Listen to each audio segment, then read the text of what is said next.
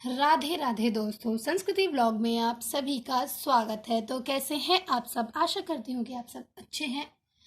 और जैसा कि आप सभी जानते हैं कि आज इंदिरा एकादशी है, तो मैं उसकी कथा पढ़ने जा रही थी। तो मैंने सोचा क्यों ना आप सभी को भी इस एकादशी इंदिरा एकादशी की व्रत कथा का श्रवण पान कराया जाए। तो चलिए आप सभी भी मेरे साथ इस कथा का श्रवण पान करिए और अच्छा फील कीजिए। तो चलिए शुरू करते हैं।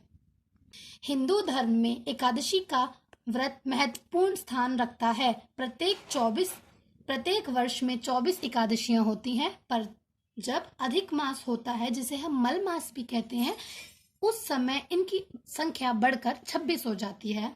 तो जैसे कि आप सभी जानते हैं कि आज 2 अक्टूबर 2021 को इंदिरा एकादशी है। तो इसकी कथा कुछ इस प्रकार है। धर्मराज युधिष्ठिर, एक बार की बात है, श्री भगवान विष्णु से कहने लगे, हे भगवान, अश्विन कृष्ण एकादशी का क्या नाम है? इसकी विधि तथा फल क्या है? सो कृपा करके कहिए। भगवान श्री कृष्ण कहने लगे कि इस एकादशी का नाम इंदिरा एकादशी है।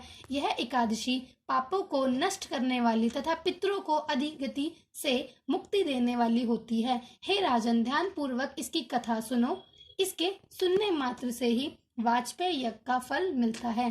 प्राचीन काल में सतयुग के समय में महेशमती नाम की एक नगरी में इंद्रसेन नाम का एक प्रतापी राजा धर्म पूर्वक अपनी प्रजा का पालन करते हुए शासन करता था। वह राजा पुत्र, पौत्र तथा धन आदि से संपन्न और विष्णु का परम भक्त था। एक दिन जब राजा सुखपूर्वक अपनी सभा में बैठा था, तो आकाश मार्ग से महर्षि नारद उतरकर उसकी सभा में आए। राजा उन्हें देखते ही हाथ जोड़ खड़े हो गए और विधि पूर्वक आसन व अर्घ दिया। सुख से बैठे मुनि ने राजन से पूछा कि हे राजन, आपके सातों अंग कुशल पूर्वक तो हैं? तुम्हारी बुद्धि धर्म में और तुम्हारा मन विष्णु भक्ति में तो रहता है। देवर्षि नारद की ऐसी बातें सुनकर राजा ने कहा, हे महर्षि, आपकी कृपा से मेरे राज्य में सब कुशल है तथा मेरे यहाँ यज्ञ कर्मादि सुकृत हो रहे हैं।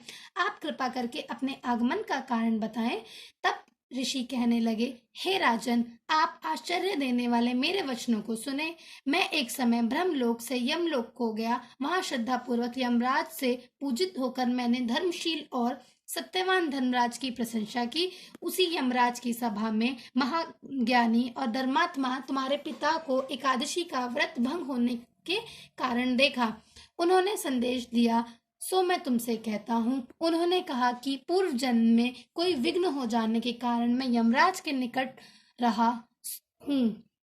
सो हे पुत्र, यदि तुम अश्विन कृष्ण एकादशी का व्रत मेरे निमित्त करो तो मुझे स्वर्ग की प्राप्ति हो सकती है। इतना सुनकर राजा कहने लगे कि हे महर्षि, आप इस व्रत की विधि मुझसे कहिए। नारद जी कहने लगे, अश्विन माह की कृष्ण पक्ष की दशमी के दिन प्रातः काल श्रद्धा पूर्वक स्नान आदि से निवृत्त होकर पुनः दोपहर को नदी आदि में जाकर स्नान करें। फिर श्राद्ध पूर्व पितरों का श्राद्ध करें और एक बार भोजन करें। प्रातः काल होने पर एकादशी के दिन दातून आदि कर स्नान करें। फिर व्रत के नियमों का भक्ति पूर्वक ग्रहण करें और प्रतिज्ञा करें कि मैं आज संपूर्ण भोगों को त्याग कर निराहार एकादशी का व्रत करूंगा।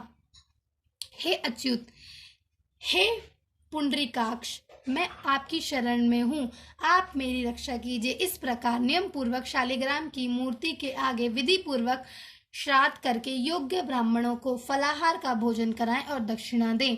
पितरों को श्राद्ध से जो बच जाए उसको सूंघकर गौ को दे तथा धूप आदि गंध पुष्प नैवेद्य आदि सब सामग्री से ऋषिकेश भगवान का पूजन करें।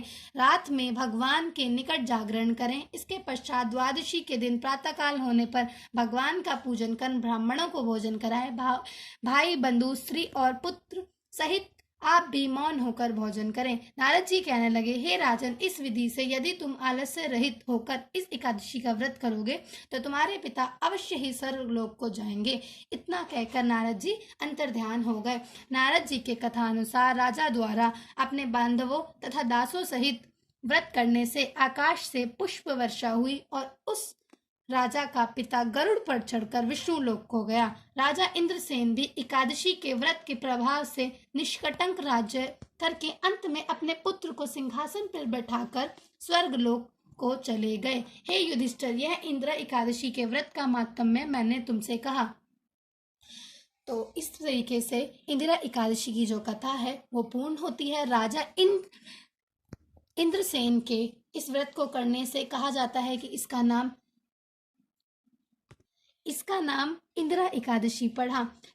उद्देश्य ऐसा कहते हैं कि इसकी कथा को पढ़ने और सुनने से मनुष्य सभी पापों से मुक्त हो जाते हैं और सब प्रकार के भोगों को भोग कर वैकुंठ को प्राप्त होते हैं। तो बोलिए श्री विष्णु भगवान की जय। राधे राधे।